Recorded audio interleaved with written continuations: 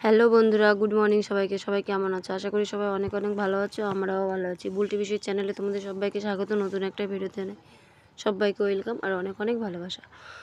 তো আজকে অনেক সকালে উঠেছি, প্রায় 5টার সময় উঠেছি। উঠে দেখতেই পাচ্ছ অনেক ধান সিদ্ধ করা হয়েছে, তার মানে কত সকালেই উঠেছি। আর কালকে ধানটা ভাপিয়ে রেখেছিলাম, আজকে সিদ্ধ করছি। কালকে আর ভিডিও বানাইনি। আজকে 2-3 দিন শরীরটা খুব খারাপ ছিল, ওর জন্য ভিডিও বানাইনি। তো আজকে এবার কি মনে হলো যে একটু ভিডিও বানাই। তো দেখো, আর ভিডিও করতে গেলে না ফোনটাই আগে সেট করার একটা ব্যাপার থাকে। ফোনটা ভালো করে সেট না করলে ভিডিওটা ঠিক করে ওঠেও না। আর ভিডিওটা না উঠলে মনের মধ্যে ভালোও লাগে না যে এত কষ্ট করে ভিডিওটা করলাম, দেখি পরে ঠিকঠাক ওঠে না। তো যাই হোক, তারপরে দেখো এখন ধান সব প্রায় হয়ে গেছে, আর অল্প কিছু আছে। তো এখন লাস্টের টালিটাই আছে। তো এটা এখন সুন্দর করে সব গুছিয়ে নেবো। তো ওই দেখো জলের থেকে সব ছেঁকে ছেঁকে ধানগুলো উঠে নিচ্ছি। জল সিদ্ধ দিলে তো আর হবে না। যারা আমার মতো এরকম ধান সিদ্ধ করে তারা অনেকেই জানে, যারা জানে না তারা তো জানে না। তো এরকম করে জল থেকে আগে প্রথমে ছেঁকে নিয়ে টালিতে দিতে হয়, তারপরে সুন্দর করে গুছিয়ে জাল দিলে পরে ভাপ উঠে গেলে ধান সিদ্ধ হয়ে যায়। তো ছোটোবেলার থেকে আমি আমার বাপের বাড়িতে এটা করতো। তো শ্বশুরবাড়িতে এসে আমি একা একাই করি। এখানে আমাকে কেউ শিখিয়েও দেয়নি, দেখিয়েও দেয় না। আর বাপের বাড়িতে আমাদের ছোটোবেলার থেকেই চাষবাস, শ্বশুরবাড়িতেও চাষবাস, কিন্তু শ্বশুরবাড়িতে এখন কেউ করে না। তো তোমাদের দাদাভাই একটু চাষবাস করে, তো ওর জন্য আমাদের ঘরের চাল, ঘরের তেল এগুলো তো জমিতে যেটা যেটা ফসল হয় সেটা সেটা তো করতেই হয়। তো কম বেশি আমি আর তোমাদের দাদাভাই দুজনে মিলেই সব কিছু করি। আর আজকে ধানটা সিদ্ধ করেছি শুধু আমি একা মিলে, তোমাদের দাদাভাই না আজকে হেল্প করেনি, কিন্তু এর পরে যেটা যেটা বলি ও সব হেল্প করে দেয়। তো ধানটা দেখো পরের টালিটাও ভাপানো হয়ে গেছে। তো এখনও না অনেক বেলা হয়ে গেছে, প্রায় 11টা বাজে। এখনও তোমার দাদাভাইও ভাত খায়নি, আমিও ভাত খাইনি। তার মধ্যে একটা টালি ভাপাচ্ছিলাম না কি বলতে মনে নেই। তখন সব ধান সিদ্ধ বাদ দিয়ে আগে রান্না টান্না করে নিয়েছি, তারপরে জিতুকে খাইয়ে দিয়ে স্কুলেও পাঠিয়ে দিয়েছি, শুধু আমরাই খাইনি।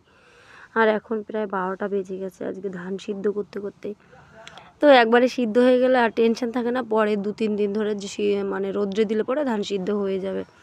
তো ফাইনালি পুরো কমপ্লিট হয়ে গেছে ধান সিদ্ধ করা। তোমাদের দাদাভাইকে ডাকছিলাম যে দোকান থেকে বাড়ি চলে আসো, তারপর ও বাড়িতেও চলে এসছে। দেখো এসে তারপরে দাঁড়িয়ে আছে। এখন অঙ্কুশ ওর কোলে আছে। এখন ও বলছে তাড়াতাড়ি খিদে পেয়েছে, তাই আমি বলছি চলো দুজনে মিলে একসঙ্গে ভাত খেয়ে নিই। তো এই দেখো দুজনে মিলে এখন একসঙ্গে ভাত খাবো। তো ওকে বললাম তুমি ঘরে যাও, আমি আসছি। তো বলছে না চলো। তো ফাইনালি সব ধান সিদ্ধ করা কমপ্লিট হয়ে গেছে, এখন গিয়ে দুজনে মিলে ভাত খাবো। তো এই দেখো তোমার দাদাভাইকে প্রথমে ভাত দিচ্ছে, আমি একটু পরে খাবো। জিতুকে যখন ভাত খাইয়ে দিয়েছিলাম না, তখন আবার আমি একটু খেয়েও নিয়েছিলাম। আর ও না 12টা-1টার দিকেই ভাত খায়, সকালে যদি একটু মুড়ি খায় না তাহলে একটু বেলা করে খায়। তারপরে এই দেখো আমিও আবার ভাত খেতে বসে পড়লাম। আর জিতু তো স্কুলে চলে গেছে। আর জিতু বাড়িতে থাকলে এত কষ্ট হতো না, যেহেতু অঙ্কুশ এখন ছোটো, ওকে ভালোই ও রাখতে পারে কোলে, খেলা করে ওকে নিয়ে। আর এখন তো ও বাড়িতে নেই, ওকে মাটিতে রেখে রেখেই সব কাজ করতে হবে। তো চলো, এখন তোমাদের দাদাভাই ওকে কোলে নেবে আর আমি ভাতটা খেয়ে যাব। তারপর তোমাদের দাদাভাইকে বললাম যে কোলে নিতে হবে না, তুমি বাইরে গিয়ে একটু ধানটা মেলে দাও, আমি আসছি। আর এদিকে দেখো ও তখন থেকে শুধু আকাম করে যাচ্ছে, একটু ছাড়া পেলে হয়। এখন টমেটোগুলো চটকে চটকে দেখো কতগুলো টমেটো নষ্ট করেছে। আর এত খুশি এখন, ওই দেখো আকাম করতে দিলে পরে খুব খুশি। তারপরে এই দেখো অঙ্কুশকে মাটিতে নামিয়ে দিয়ে সব কাজ করতে হচ্ছে দুজনে মিলে। আর বাড়িতে না আজকে কেউ নেই, দাদাও নেই, দিদিও নেই, আমার যা ভাসুররাও বাড়িতে নেই। ওই দেখো সব বাড়িতে পুরো পুরো ফাঁকা, শুধু তোমাদের দাদাভাই আর আমি দুজনে মিলেই বাড়িতে আছি। তারপরে কলপাড়ে চলে এসেছি, কলপাড়ে এসে থালা বাসন মাজবো, এখন জামা কাপড় ধোবো। তারপরে দেখো এখন জামা কাপড় ধুতে হবে। আর ছোটো বাচ্চা থাকলে না প্রতিদিনই জামা কাপড় ধুতে হয়। আমার মতো যাদের যাদের ঘরে ছোটো ছোটো ছোটো বাচ্চা আছে, আমার তো দুটোই ছোটো বাচ্চা, একটা ছোটো তো কোলে, আর একটা একটু বড়ো।